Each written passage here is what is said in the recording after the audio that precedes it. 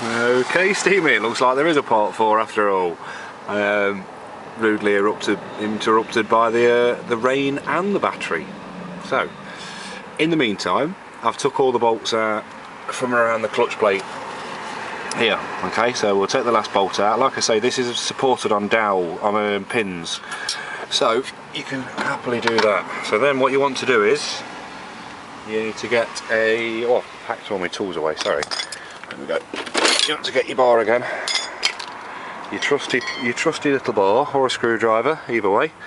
Now I've already done this, so I'm not going to do this now, and I've got to hold on to the camera while I do it, so I can't I need an extra hand to do that, so I'll just show you what you need to do. Make sure you can see. Sorry, that's a better view. Right, there you go. So what you have to do is get your bar just down there and just, like you say, peel away, and you'll see, as you can see there, the clutch will peel away. But this is a 2-part clutch here, so you've got a plate. You've seen that move, you've got a plate behind it that you need to kind of support. But you just stick your finger through the middle of the hole, feel the splines, you'll feel your finger go into the splines and you'll feel it go into that friction plate, and then just pull away. Just, there you go. That's your clutch. That is all that is. And then behind your clutch, let me just put this down somewhere, and I'll show you what your clutch connects to. That is your flywheel. Okay, so you want to check that, same as wheel discs really, you want to check it for cracks, colour. If it's bright, if it's blue, it means it's overheated, so it could be warped. You want to give it a wiggle at the top there, and make sure the bearing, the crank bearing, is not worn out. I don't have any play in it. No, that's solid, so that's good. Check your bolts, yep, they're all fine. Okay, like you say, check this face for cracks, that kind of thing. Colouring, check these, check your teeth, make sure your teeth are alright. You can check your teeth on your starter motor as well. There's our drive shaft, sat nicely. Always watch this plate. You'll always have a plate, I think they're like dust plates. Now sometimes these come loose and they hang around and they hang about. Now if you don't get that positioned when you put your gearbox in, you won't get your bolts in, and you'll have an absolute nightmare. You'll end up taking your box out again, so always make sure this plate is in position. This one luckily is on the dowels here and here, so it's not going to go anywhere. So there's your flywheel. Like I say, check your teeth, check for cracks, check for colour. In here you sometimes have a bearing which is called your spigot bearing, but this one hasn't. If you stick your finger in and rotate it, then you should feel a bearing rotate if he's got one, but this one hasn't anyway, so regardless. Right, okay, so we'll go back to the clutch now, and I can give you a bit more of an idea of how this works, obviously, because I've showed you the bar inside. Now your clutch obviously bolts to the engine side of this, but that sits there. In fact, I won't show you that bit. That sits there first, and then this plate goes over the splines there, you see, and that slides back and forward on those splines there, and that keeps that spinning. Okay, so that's why you grease that up, because that's supposed to be nice and free moving as well. Sorry about the noise from the traffic. So that's supposed to be nice and free moving. When you buy your new clutch, always check the splines match up, because you can get the wrong clutch out of the box. I've had that before.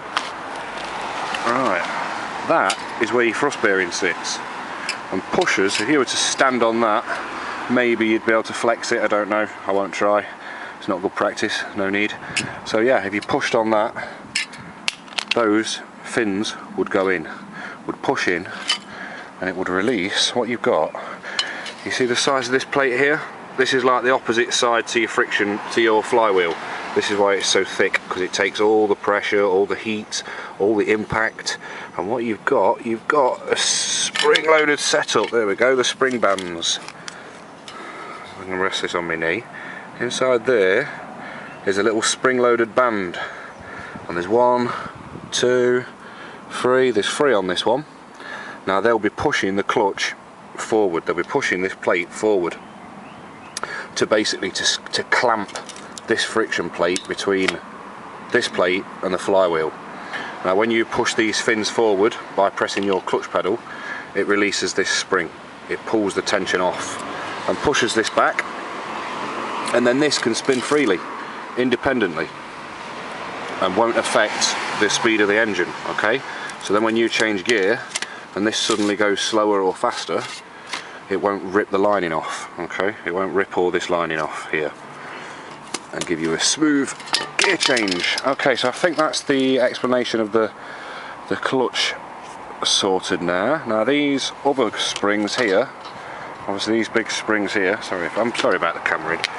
These big springs here, what you can see, now they're positioned, as you can see, they're positioned kind of horizontally, well, you can't really say horizontally or vertically, but they're positioned in whatever.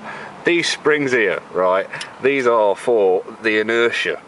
When your vehicle takes up the load, when this plate takes up the load, obviously it's going to go like that, and that's what these springs are. So they're just little damping springs, and you want to give them a little, well, on your new one you just make sure they're not cracked, not broken, but they shouldn't be on a new one anyway. Now wear and tear, these rivets here, this is your lining. You've got a clutch plate, you've got a metal plate, a really thin metal plate. If you were to take these linings off, if I was to drill all these rivets out, this lining would come off. This is like, they used to be made of asbestos, but they put, if you can see, it's got like copper flicks in it. Now those copper flicks are to absorb the heat. Same the other side. So you've got a lining of, I'm not sure what material it is under the lining, maybe some kind of enamel lining, not too sure, but they put copper flicks in it to absorb the heat.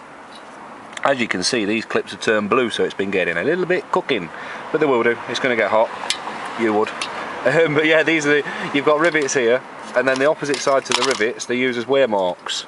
Now, as you can see here, the lining is getting really close to the wear marks, and with them being made of metal, they're going to start scratching into your flywheel and ruining your flywheel and costing you a load more money. So this is why your clutch starts slipping and all that, to give you warnings so you don't damage anything further.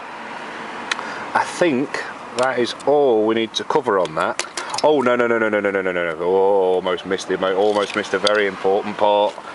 Okay, when you fit your clutch back together again, in fact I've missed two important bits. When you fit your clutch back together again, as you can see, there's a thick side and a thin side. Just make sure you can see that, okay? Yeah?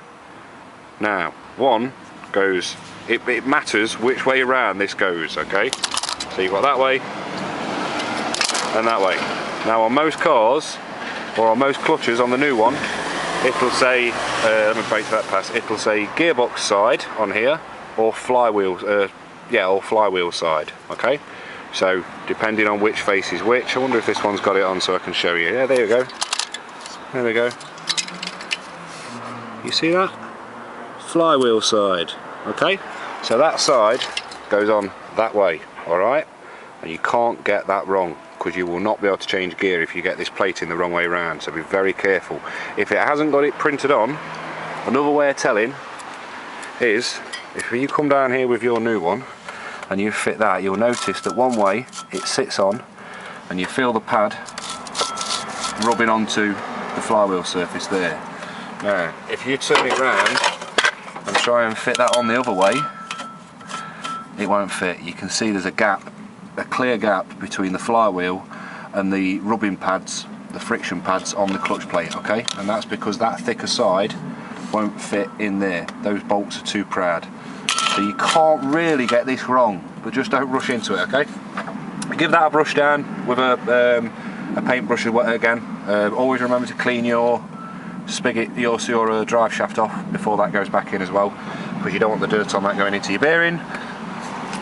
Right, okay, next part. Now this is the only bit where you're going to need a special tool on this job. It's probably going to cost you around about, I don't know, but I'll put a link to an eBay page or something like that to get one. But what it is, it's this, and that there. Let me take the zoom off this camera. There we go. That there is a clutch aligning tool.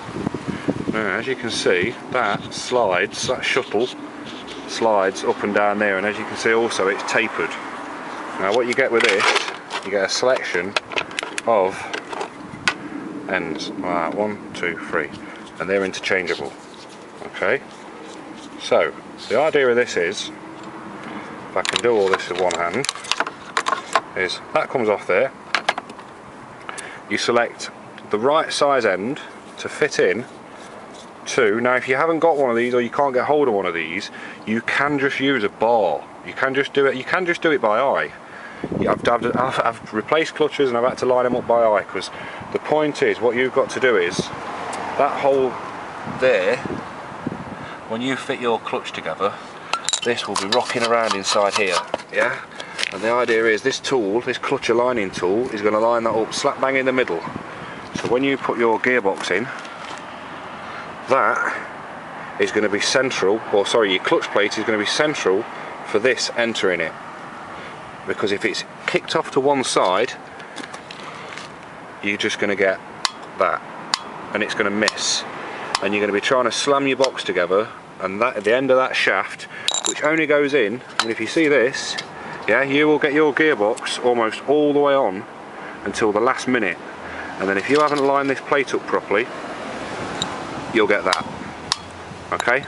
Because that spigot shaft has got to go through that clutch, okay, and then it pokes out probably about that much, yeah, through the other side.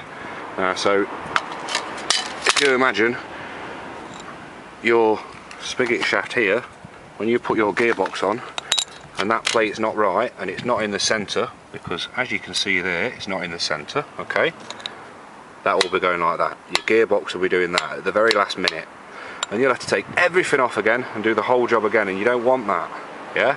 So if you're going to do it by eye, get a mirror and line it up as best you can, okay?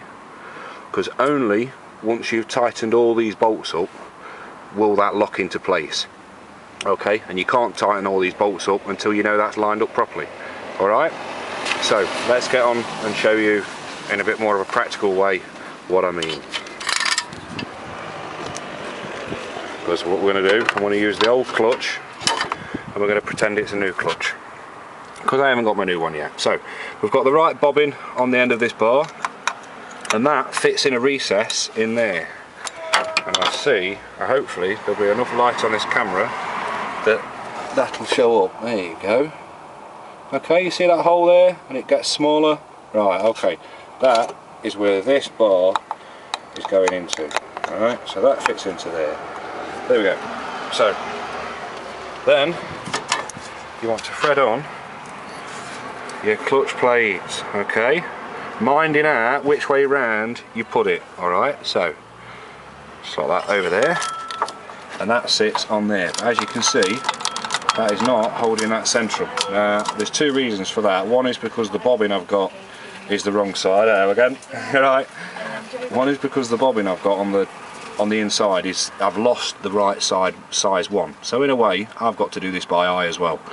So, but that's good for you because it's DIY mechanics, and you might not have these tools as well. So this will reassure you that you can do it without it. So there you go. There's the idea of it.